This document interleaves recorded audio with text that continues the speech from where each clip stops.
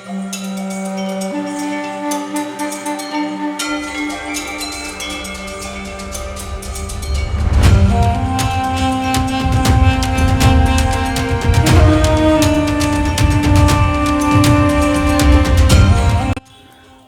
నమస్కారం అండి. ఈరోజు మనం స్వర్ణగిరి శ్రీ వెంకటేశ్వర స్వామి వారిని అయితే దర్శించబోతున్నాం.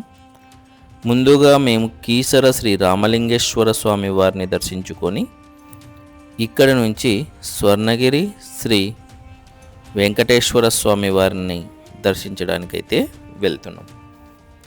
ఇది వచ్చేసి వరంగల్ హైవే. స్వర్ణగిరి వెంకటేశ్వర స్వామి ఆలయం తెలంగాణలోని యాదాద్రి భువనగిరి జిల్లాలో భువనగిరికి 6 కిలోమీటర్ల దూరంలో అయితే ఉంటుంది. మనేపల్లి హిల్స్ పైన స్వర్ణగిరి శ్రీ వెంకటేశ్వర స్వామి దేవాలయం అయితే కన్స్ట్రక్ట్ చేశారు.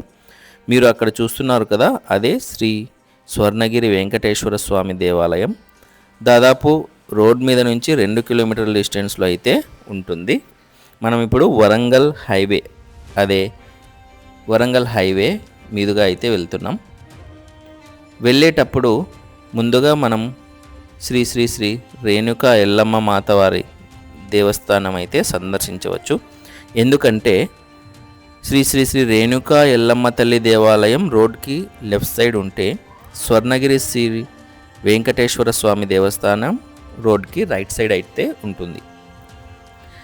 ఎల్లమ్మ మాతవారి దేవాలయం రోడ్కి ఆనుకొనే ఉంటుంది, కానీ శ్రీ స్వర్ణగిరి వెంకటేశ్వర స్వామి వారి దేవస్థానం రోడ్ మీద నుంచి 2 కిలోమీటర్స్ డిస్టెన్స్ అయితే ఉంటుంది. అందుకే ముందుగా భువనగిరి శ్రీ శ్రీ రేణుకా ఎల్లమ్మ మాతని సందర్శించుకొని స్వర్ణగిరి వెంకటేశ్వర స్వామి దర్శనానికి వెళ్తున్నాం. ఇక్కడ మనమైతే రైట్ తిరగాల్సి ఉంటుంది. కొంచెం ఎల్లమ్మ మాత టెంపుల్ నుంచి కొంచెం ముందుకు వచ్చి రైట్ తిరిగి తర్వాత హైదరాబాద్ రూట్ వైపే వెళ్ళాల్సి వస్తుంది.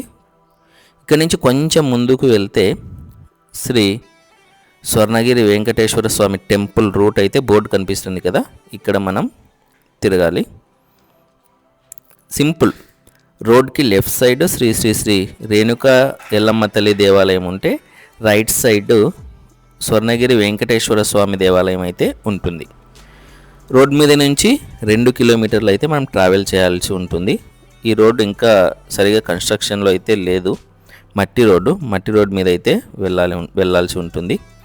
స్వర్ణగిరి వెంకటేశ్వర స్వామి దేవస్థానంని వైటీడీ అని కూడా అంటాము. తిరుమల తిరుపతి దేవస్థానాన్ని టీటీడీ అంటాం కదా, ఇక్కడ మనం వైటీడీ అని అంటాం.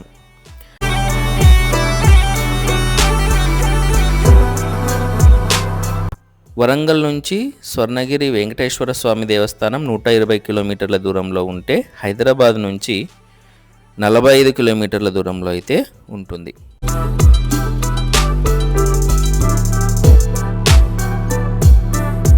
ఈ గేట్ ద్వారా మనం ఆలయం లోపలికైతే ప్రవేశించాల్సి ఉంటుంది. స్వర్ణగిరి ఆలయం చాలా పురాతనమైన ఆలయం ఏం కాదు. ఇది ఆధునిక కాలంలో నిర్మించిన గొప్ప వైష్ణవ ఆలయం. ఇక్కడ మనం రైట్ తీసుకొని లోపల పార్కింగ్ అయితే చేయాల్సి ఉంటుంది. పార్కింగ్ ఫీజు వచ్చేసి 20 రూపీస్ ఛార్జ్ చేశారు బైక్కి.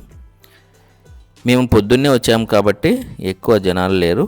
బైక్ పార్క్ చేసి పైకి అయితే వెళ్తూ ఉన్నాము. మీరు ఇక్కడ చూడొచ్చు, చెప్పులు భద్రపరచడానికి ఇక్కడ కౌంటర్స్ అయితే ఉన్నాయి. మీరు ఇక్కడ చూస్తున్నారు కదా, ఆలయ timings 5 AM to 1:30 PM, 1:30 to 2:30 close ఉంటుంది. తర్వాత 2:30 PM నుంచి నైట్ 9 వరకు అయితే ఓపెన్లో అయితే ఉంటుంది.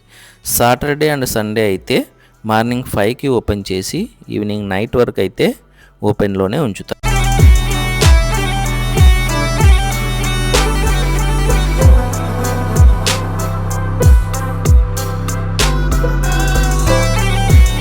పైకి వెళ్ళడానికి 2 మార్గాలు అయితే ఉన్నాయి. ఇప్పుడు మీరు స్ట్రైట్గా చూస్తున్నారు కదా, అదైతే రోడ్డు మార్గం. కార్స్ అలాంటివి ఎవరైనా నడవలేని వాళ్ళు ఎవరైనా ఉంటే ఈ మార్గం ద్వారా అయితే వెళ్ళచ్చు. కారు వెళ్ళడానికి కూడా ఉంటుంది నడవలేని వాళ్ళ కోసం.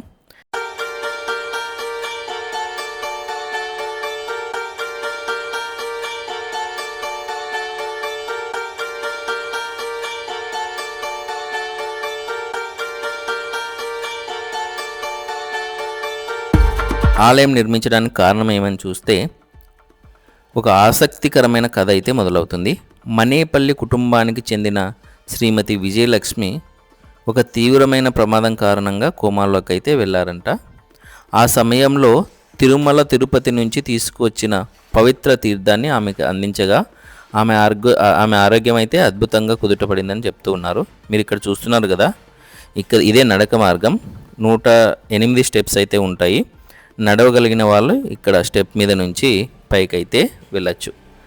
అలాగే చెప్పాను కదా, తిరుమల తిరుపతి నుంచి తెచ్చిన తీర్థాన్ని ఆమెకు అందించగా ఆమె ఆరోగ్యం అయితే కుదుటపడింది. ఆ అనుభవాన్ని శ్రీ వెంకటేశ్వర స్వామి అనుగ్రహంగా భావించిన మనేపల్లి కుటుంబం ఏం చేశారంటే, భక్తి మరియు కృతజ్ఞతకు గుర్తుగా ఒక గొప్ప శ్రీ వెంకటేశ్వర స్వామి ఆలయాన్ని అయితే నిర్మించారు.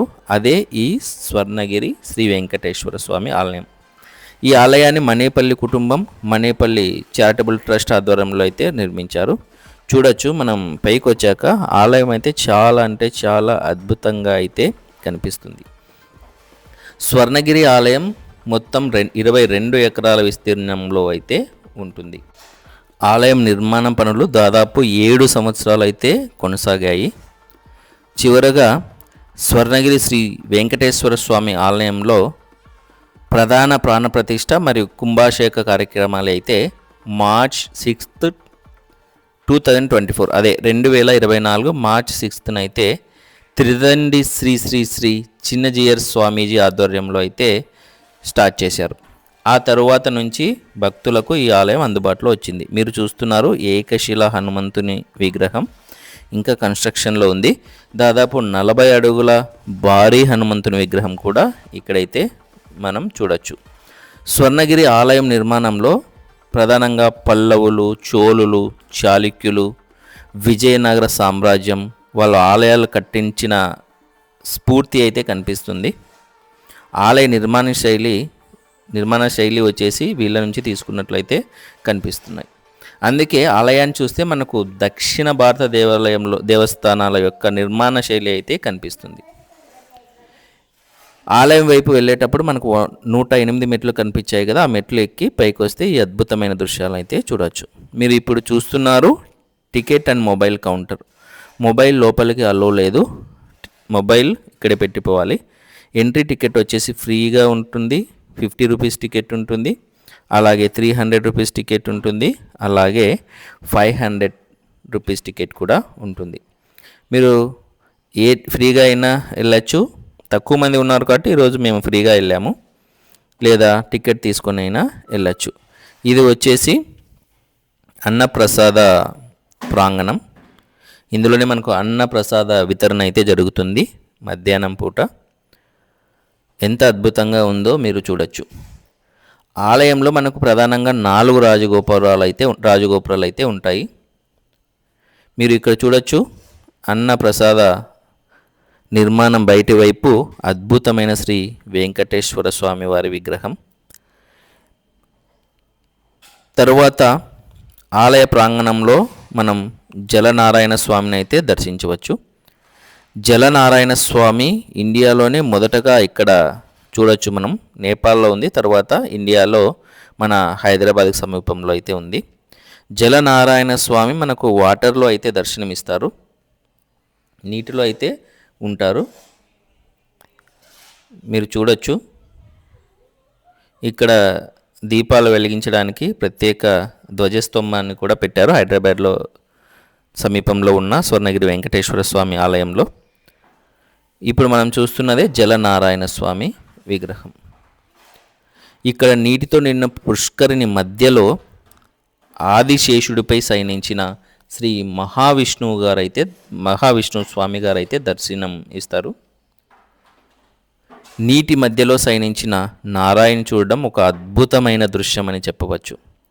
ముఖ్యంగా సాయంత్రం సమయంలో ఈ జలనారాయణుని దర్శించడం కన్నుల పండుగగా అయితే కనిపిస్తుంది. ఎందుకంటే ఇక్కడ లైటింగ్స్తో మహా అద్భుతంగా కనిపిస్తాయి లైటింగ్స్ వలన. కాబట్టి సాయంత్రం పూట రావచ్చు. లడ్డు కౌంటర్లో మనం ప్రసాదం తీసుకోవచ్చు. లడ్డు, వడ ఇవన్నీ ఉంటాయి. 50 రూపీస్ లడ్డుకి. పులిహోర కూడా ఉంటుంది. ఈ లడ్డు, పులిహోర అన్నీ చాలా అద్భుతంగా అయితే ఉన్నాయి. తరువాత మేము ఇక్కడి నుంచి యాదగిరి గుట్టకైతే బయలుదేరాం. Thank you.